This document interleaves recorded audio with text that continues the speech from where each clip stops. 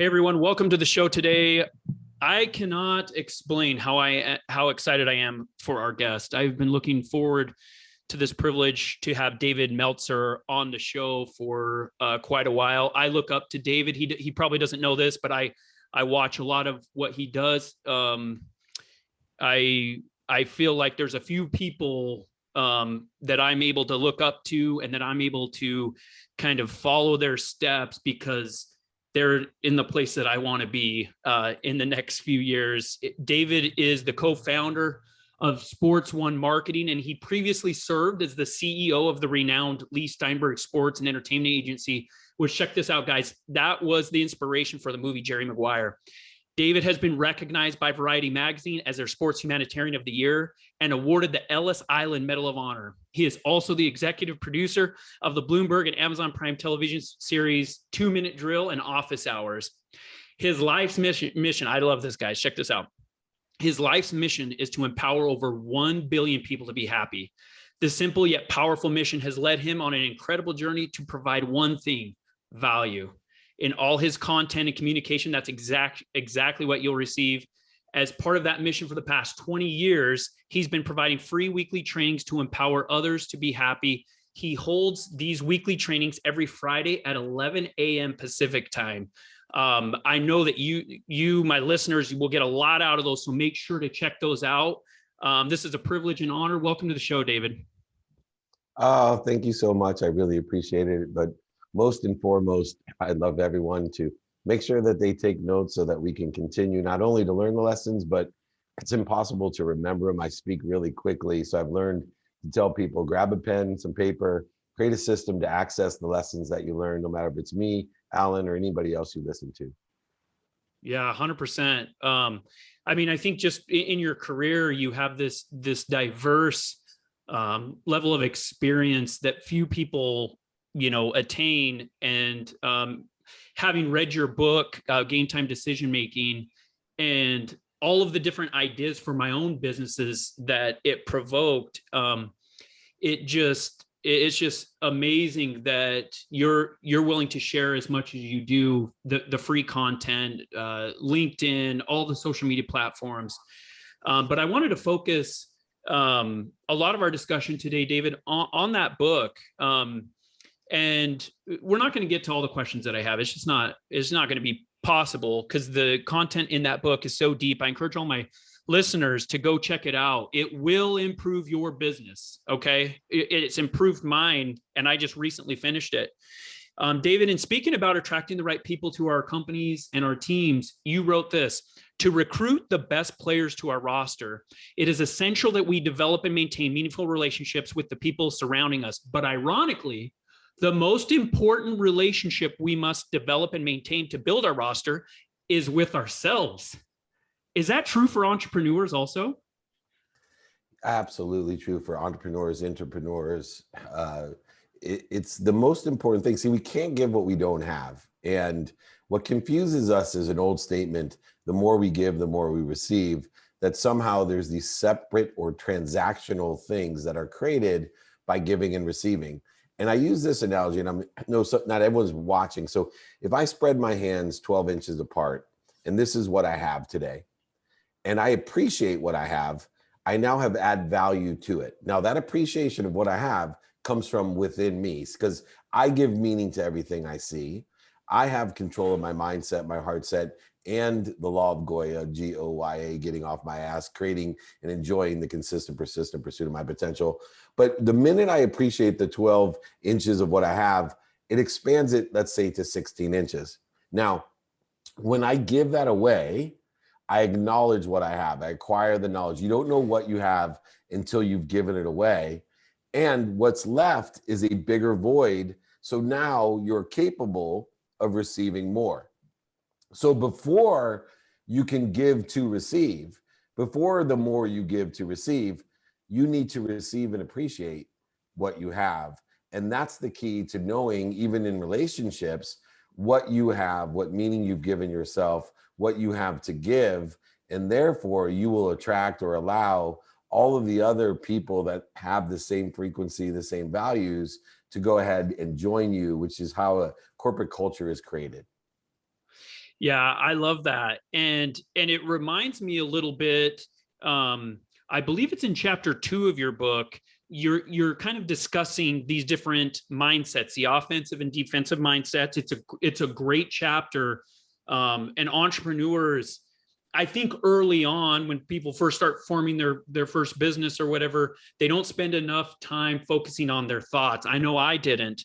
And you say this strategy is one to cling to when we're in trouble, talking about these offensive defensive mindsets.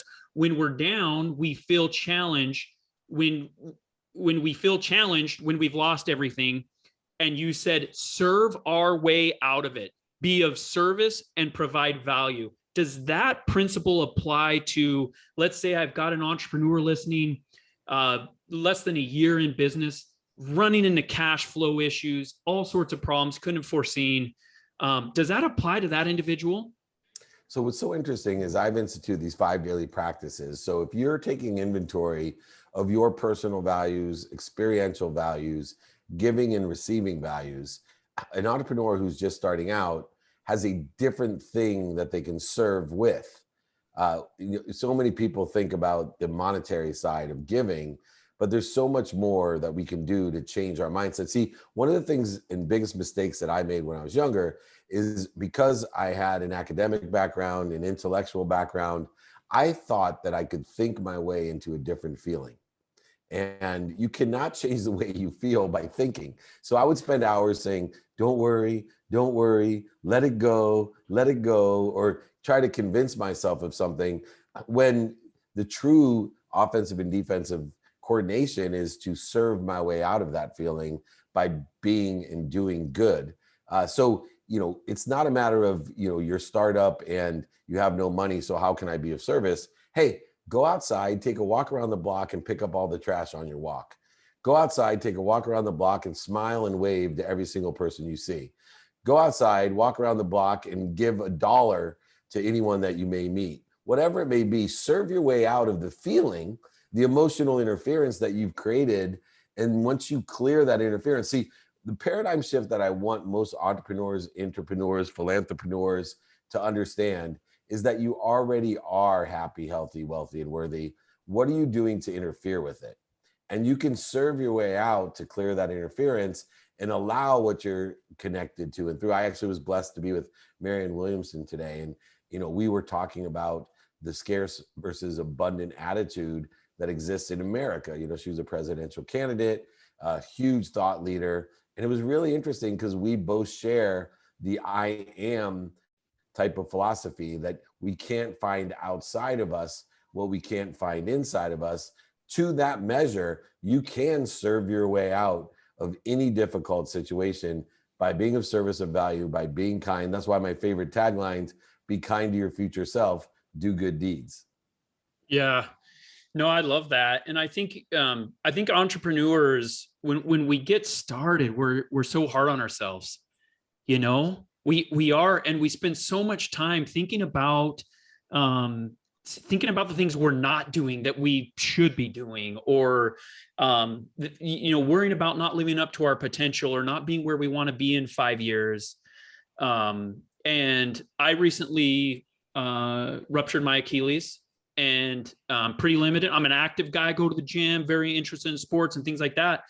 And so I've had to shift this mindset to focusing on the things that I can do, focusing on, like, I have one great leg, right? And I think as entrepreneurs, a great way to kind of come back to center is that concept of serving, so that we're not so self-centered, right? So we're not so focused on ourselves. And I think that really clarifies our thought process. Well, you addressed 2 different things that I want everyone to learn about. Is one, do not attach your emotions to an outcome. So many times we attach our emotions. I'll be happy if I make $1 million this year. I'll be happy when I graduate this. I'll be happy when I get married, when I get divorced, when I have kids, when they go into college. Right. I see it all day long. See, what you're doing is you're creating resistance by attaching your emotions to an outcome. See, there's this fine reconciliation between man-made construct of time, which is 24 hours a day. Everybody's given 24 hours a day of activities. And what we do is we confuse the man-made construct of time, which is based off of the amount of time that it takes from a speck of light to get from the sun to the earth, 186,000 miles per second, by the way. And what we confuse it with is thoughtfulness. See, the only thing that moves faster than the speed of light is the speed of thought. And people that don't believe me, let's all take 1 second together. Think about 1,000 years ago. Boom, we're all there. Think about 1,000 years from now. Boom, we're all 1,000 years from now. Okay, everybody on this podcast, come with me back 1,000 years. That takes, well, okay, let's try going 1,000 years in the future together. Oh, can't do that either. Therefore, the speed of thought moves faster than the speed of light. So when we're attaching our emotions to an outcome, we're putting thought, which is moving much faster at a different time frame into it's literally the same thing. If I said, you'll be happy when you can go back 1,000 years from now, or you'll be happy when you can go 1,000 years into the future, it ain't happening. All you're doing is creating resistance. You're putting your focus, which is the second point that you made, you're putting focus in on what you don't want. See, what you want is to enjoy the consistent every day, putting your emotions, when I enjoy something, my emotions are attached to the consistency and persistency of the pursuit of my potential. And the world potential says this: I want this particular thing to happen, but I believe that I'm limiting myself because I have faith that the universe will give me something better, that I don't know what I don't know, that all people are ignorant. There's two types of people. Ignorant, humble people. Those are the people that don't know what they don't know and they admit it. So they ask for help and all the other things that a humble person does. Then there's ignorant, arrogant people. And the ignorant, arrogant people know that they don't know what they don't know, but project their insecurity by pretending like they know what they're talking about. Now, that arrogance isn't just manipulative and negative. I have found that family members are the most arrogant, ignorant people through love. Because your parents care so much about you, they're so arrogant that they think they know what's best for you. And they create all this resistance because, once again, they're attaching their emotions to your outcome, which is even worse than you attaching your emotions to an outcome. So through arrogance, love, because we care so much about our children, we just assume that we know what's best for them because we want to keep them safe, or we want them to do what we couldn't do, or all types of things that we project onto our children that create resistance. So I want everybody to take away from here that we're going to put our emotions, our energy in motion towards the enjoyment of the consistent, persistent pursuit of our potential, knowing that pain, setbacks, failures, and mistakes are only indicators you have a better place to be. They're not stop signs. And if you do that, I promise you, you will accelerate, expand, and grow at an exponential rate compared to those people that are every day saying, I got to make $1 million by the end of the year. I got to make $1 million. Look, just tell yourself, I want to double the amount of money I make as fast as I can. You'll relieve all resistance from your mindset. I love this concept. And when I was, I don't know, I was probably 10 or 12, and I grew up in a small farming community in Oregon, Idaho border right there. And I had a sister living in Northern California, and we drove to visit her, and it's about a 12-hour drive. And I remember my mom, we stopped just 20 minutes into the drive. We just left home, 20 minutes into the drive. We stopped at this lookout. I swear I had driven past that lookout 1,000 times in my life. She says, everybody get out. Everybody get out. And we're like, what are we doing? We just left. We've got 12 hours in front of us. And she's like, look at this view. And we're like, what's the point? She's like, the point is to enjoy the journey. And obviously I didn't get it at that point. I was young, but the older I get, the more I agree with that concept that it is the process that refines us. It's the process that makes us who we want to become, not this end result, not this end goal. And I think it's so common for entrepreneurs to be stuck on that goal. Hey, I want to hit 1 million in sales by the end of the year, as opposed to, well, what's the process that's going to allow you to do much more than that down the road? You're so right. And there's a bigger lesson that your story about your mom teaches, which is, we're planting seeds all the time. As parents, especially, our children don't listen to us, but they watch us. And we don't know when those seeds that we plant will flourish. I had a story of my junior at Indiana University. She came home and she said, Dad, you're not going to believe this quote my professor taught me. And it was my goddamn quote, and I've been teaching that quote to her forever. And I was like, this is a joke, right? And she's like, no, isn't that genius? I was like, I certainly do. Look on page 57 of Connected to Goodness. I thought it was genius when I wrote it. And I'm sure your professor who read my shit thinks it's genius too. But I'm planting seeds under trees that I may never sit under. But if you keep reinforcing by taking action, allowing our children to watch us, even though they roll their eyes on the 12-hour journey, when they're 30, 35, 40, or maybe 55, all of a sudden that seed gets watered and like, oh my gosh, now I get it. But if you don't plant the seed, they may never get it. So if you're out there planting seeds, everyone, it doesn't need to grow just like the attachment of your of emotions to outcome. Don't worry if the seeds you plant are not harvesting right away either. Yeah, I love that. And you talk about detaching happiness from achievement. And you say glorify the pursuit, not the goal. That's in chapter 5 of your book, which I love that. And it's something I need to remind myself of daily. Now we're running short on time here, David. I keep hearing this quote fly around. I think it was written in a novel years ago, post-apocalyptic novel, but I heard Joe Rogan, and I hear this quote, and it really hit home to me yesterday. It's hard times create strong men. You've heard it, right? Hard times create strong men. Strong men create good times.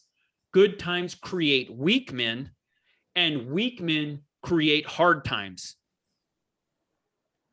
And the reason why I hit home, I've got a 9-year-old that I'm really trying to help him out. But he has a pretty easy life. He has an easier life than I had. Okay. I had a paper out starting when I was 7 years old. And I'm so thankful that I did. How do we break this cycle? It says strong men create good times create weak men. How do we break that? Really simply, you make the hard work the good times. See, for me, I teach people to enjoy the consistent, which is the hardest work you can have, because it's completely to the antithetical and in complete conflict to the human nature to do something every day. It's the ego is afraid when we do things every day, because you might expand, grow, and accelerate and learn that we don't need the ego. It's just creating interference between us and what we already are. But more importantly, when we can shift that paradigm to enjoy consistent, persistent pursuit, to enjoy and find the light, the love, and the lessons and everything. See, the superpower that I gained over the last 16 years, especially since I lost everything, I lost over $100 million. That superpower is I decided that I would never love what I did, that I loved everything I did. I just had to find that love. There's love in everything and everyone. And the only determination that I make, and the only determination I teach my children to make, who, like your children, have everything they ever dreamed of. I was born in Akron, Ohio, might as well be on the border of Oregon and Idaho, right? But what I teach them is that they can, number one, find light, love, and lessons in everything, but they need to make a choice. Does this lesson or this light, is it worth it? Does it feed me? Does it not feed me? Or is it going to bleed me? And so we want to find or put the pursuit of what we want to find into things that feed us, or at least don't feed us but won't bleed us. But 80%, just the natural energy and ego puts about 80% of our effort, time, value, money, energy, resources towards the things that bleed us. If I can shift that mindset, it will change the entire construct of that quote that Rogan utilizes. Because if I can teach someone to enjoy the hard times, the hard times become good times, and they make stronger men and women. And the stronger men and women can handle even more, which makes even harder times good times, which then even more creates more. And so it's a more abundant attitude that requires, 3 things. And I'll give you a couple extra minutes because I'm going over. It's my secret sauce. I give you 20 minutes with 25 minutes of content. All right, here we go. Number 1, utilize the law of gravity. Remind yourself, I'm exactly where I'm supposed to be. The earth is spinning, hurling, and rotating with extreme force, but yet you're right here and you feel safe. Why? Because you're exactly where you're supposed to be. Your feet are on the ground at the right place at the perfect time. 2, the law of Goya. Get off your ass. Enjoy the consistent, persistent pursuit of your potential. You must be what you can be. We live in an expansive, expanding, exponential universe. Take advantage of it. You can do the same. And then finally, if you institute the law of gravity in Goya, you can have the law of allowance, meaning you can now shift your paradigm to find the light, the love, and the lessons and everything, to use your free will, not to go attach your emotions to an outcome and go get anything. Don't get happy, don't get healthy, don't get worthy, don't get wealthy. Allow yourself to clear the interference of what you already are, connected to and through the greatest source of light, love, and lessons, which can come through you with appreciation, gratitude, forgiveness, accountability, and inspiration to give to everyone else, expanding, growing, so you can receive more to give more. Thus, in context, we can shift the entire paradigm on Earth, create a perspective, a co-pilot for everyone to make a lot of money, help a lot of people, and have a lot of fun. I love it, David. I'm not left speechless very often, but I really don't know what I can add to your wise words. I encourage all my listeners, check out his book, Game Time Decision Making. Check out that free training that he does every week, everybody. David, where do you want to send people to learn more about your mission, all of the incredible things that you're accomplishing? Sure. And I also will send them my guides, exercises, my book. Just email me directly, david@dmeltzer.com, david@dmeltzer.com, @David Meltzer on DM, or Google David Meltzer. You'll find me. But I appreciate everyone emailing me, david@dmeltzer.com. Love it. Thanks for your time, David. Keep up the awesome work. There's a lot of us out there that are watching what you're doing from afar and trying to follow in some of those footsteps. Thank you. Be kind to your future self. Do good deeds, everyone. Have a great day. If you have enjoyed today's podcast, please leave us a rating. And for daily inspiration and business tips, follow Allan on Instagram. Until next time, remember, we build the future one entrepreneur at a time.